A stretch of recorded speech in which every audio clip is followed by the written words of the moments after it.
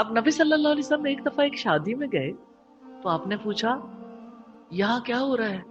تو سب لوگوں نے کہا شادی ہے. تو آپ نے کہا پھر گیت کیوں نہیں گاتی، پھر کوئی گیت گا لیں. اچھا ہمارے یہاں جب گیت سنگیت کی بات آتی ہے نا، گیت کے ساتھ سنگیت کی بات آ جاتی، گیت کی بات آتی تو فوش گانوں کے سوا کسی کے ذہن میں کچھ بھی نہیں آتا. جب رسول اللہ کے عہد میں لوگ گیت گاتے تھے تو دیکھیں ایمان کا تقاضا تو اور طرح کا ہے نا، کہ آپ ایسی چیزیں اس موقع پر یاد کریں جس کی وجہ سے آپ کا ایمان بڑھے اور جس کی وجہ سے اللہ تعالیٰ سے، رسول اللہ سے اور تعلق محسوس ہو. جیسے آپ کا اپنا خاندان ہے، ایسے ہی آپ کے ایمان کی وجہ سے بھی تو آپ کے تعلقات ہیں. تو جیسے اپنے رشتہ داروں کو بلاتے ہیں، ایسے ہی جیسے ان کو یاد کیا بلایا، ایسے ہی اپنے ایمانی تعلق کو بھی تو ضرور یاد کرنا چاہیے.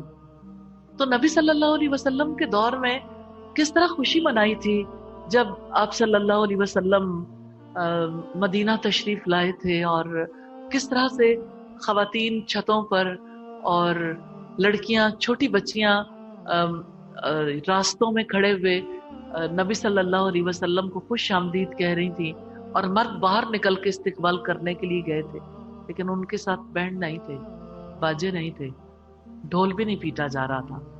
اور حضرت انس کہتے ہیں اس سے زیادہ خوشی کا دن مدینہ میں کبھی نہیں آیا تھا.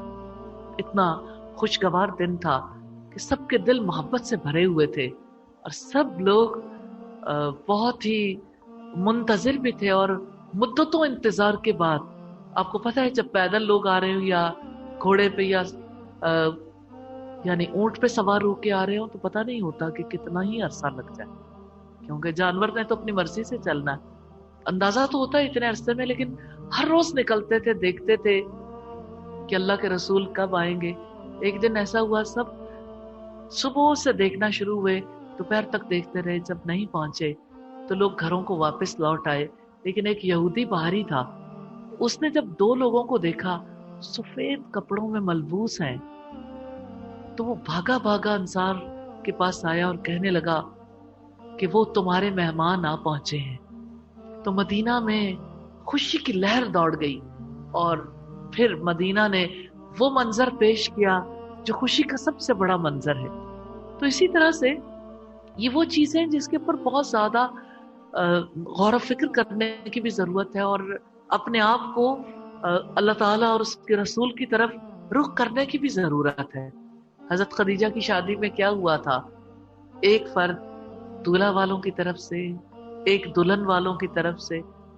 دولہا والوں کی طرف سے آپ کے چچا ابو طالب تھے، اٹھ کے انہوں نے رسول اللہ کی تعریف بیان کی کہ آپ صلی اللہ علیہ وسلم کی کیا صفات ہے. دلہن والوں کی جانب سے کس طرح سے ورقہ بن نوفل اٹھے اور انہوں نے اس بارے میں بیان کیا کہ کس طرح سے خدیجہ کو ہم نے طاہرہ پایا ہے، یعنی پاک باز عورت اور بہت ذہانت اور فطانت رکھنے والی. یعنی ضروری نہیں ہے کہ آپ ایسی رسومات میں خوشیاں حاصل کریں جن رسومات کی وجہ سے ہمارا عقیدہ خراب ہوتا ہے، جس کی وجہ سے ہمارے ایمان میں خلل آتا ہے، اور جس کی وجہ سے انسانی احترام میں خلل آتا ہے، جس کی وجہ سے عزت دار مہمانوں کو عزت دینے کی بجائے ان کی بے عزتی کی جاتی ہے، جن کی وجہ سے عزت دار لڑکیوں کو مانگنے والا بنا دیا جاتا ہے،